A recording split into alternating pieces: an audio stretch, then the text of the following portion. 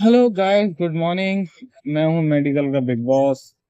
आज मैं एक एशिया से जो स्टूडेंट हैं जो एमबीबीएस कर रहे हैं उनके एग्जाम पैटर्न के बारे में जानेंगे। तो चलिए वीडियो स्टार्ट करते हैं।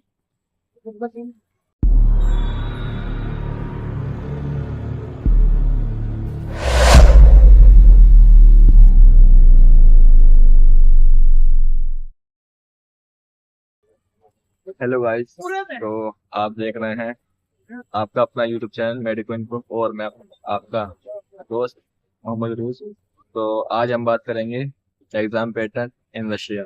रशिया में एग्जाम पैटर्न क्या होता है या फिर अब्रोड में ज़्यादातर एग्जाम कैसे होते हैं।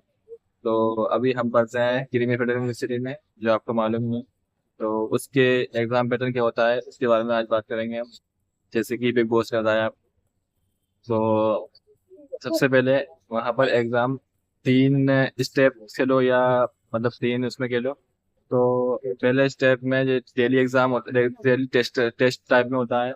जैसे कि आज अगर आपका लेक्चर हुआ तो उसमें उसी लेक्चर का नेक्स्ट क्लास जब भी होगी, नेक्स्ट लेक्चर के बाद उस लेक्चर का जो पढ़ाया जाता है, जो भी होता है टॉपिक, वो टॉपिक पूछा जाता है, उसके हिसाब से उसके मार्क्स दिए जाते हैं। अगर वहाँ पर आपके 2 मार्क्स हैं तो अनसेटिस्फाइड है, मतलब आप फेल हैं उस क्लास में। और अगर 3 4 5, 3 होता है सेटिस्फाइड, 4 होता है गुड और 5 होता है एक्सीलेंट। तो अगर आप में आपके इतने मार्क्स हैं 3 4 5, तो आप पास हैं और उस क्लास को आपने पास कर लिया। लेकिन अगर आप उस क्लास में 2 या 1 तो नहीं मिलता लेकिन 2 मिलता है, तो फिर उसका आपको रिवर्क देना पड़ता है नेक्स्ट क्लास में या जब आपको टीचर बुलाए रिवर्क।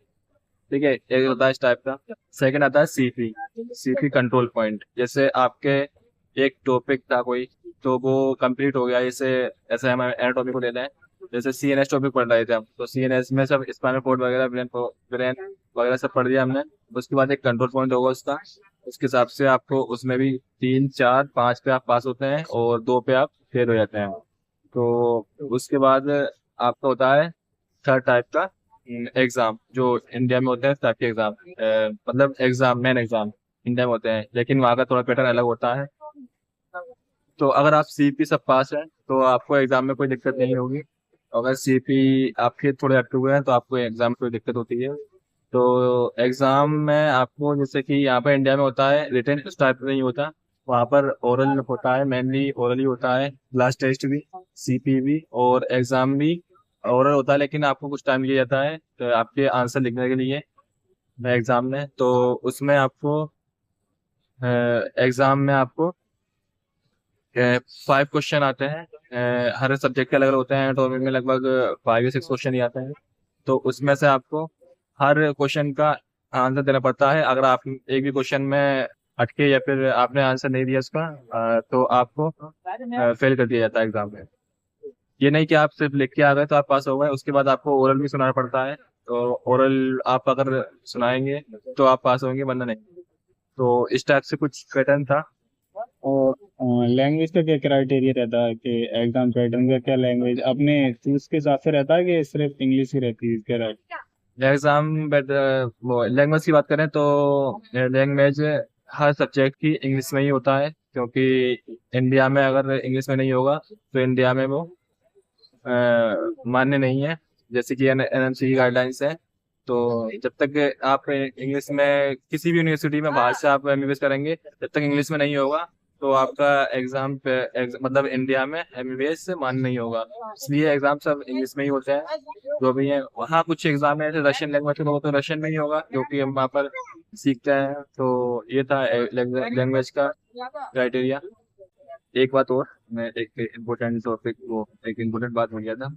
अगर आपको एग्जाम में तभी बैठने दिया जाता है या एग्जाम तभी देने दिया जाता है जब आपके मार्क्स क्लास और सीपी को मिला के, मतलब एवरेज 50 के, मतलब 50 का एवरेज होता है, उसमें से अगर आपके 30 मार्क्स हैं, उसी के बाद आपको क्लास में वो एग्जाम में एंट्री मिलती है। जैसे 50 मार्क्स का एग्जाम होता है और 50 का क्लास टेस्ट और सीपी जो होते हैं वो होते हैं। तो अगर आपके 50 में से क्लास टेस्ट और सीपी में 30 मार्क्स है तो आपको एग्जाम मिल जाएगा। और उसके बाद 50 मार्क्स होते हैं उसके एग्जाम के, तो आपको टोटल मिला के दोनों के 30 तो चाहिए चाहिए उसमें। और आपके टोटल दोनों को मिला के आपके 60 मार्क्स होते हैं जब आपको पास किया जाता है, और लगभग इंडिया में यही क्राइटेरिया है, 50-60 के अराउंड पास होता है MBBS। तो चलो फिर चलते हैं, वीडियो को एंड करते हैं। कहाँ अगर चलते हैं? वीडियो अच्छी लगी हो तो लाइक करो और चैनल को ठीक है सब्सक्राइब भाई, करो। इनका चैनल सब्सक्राइब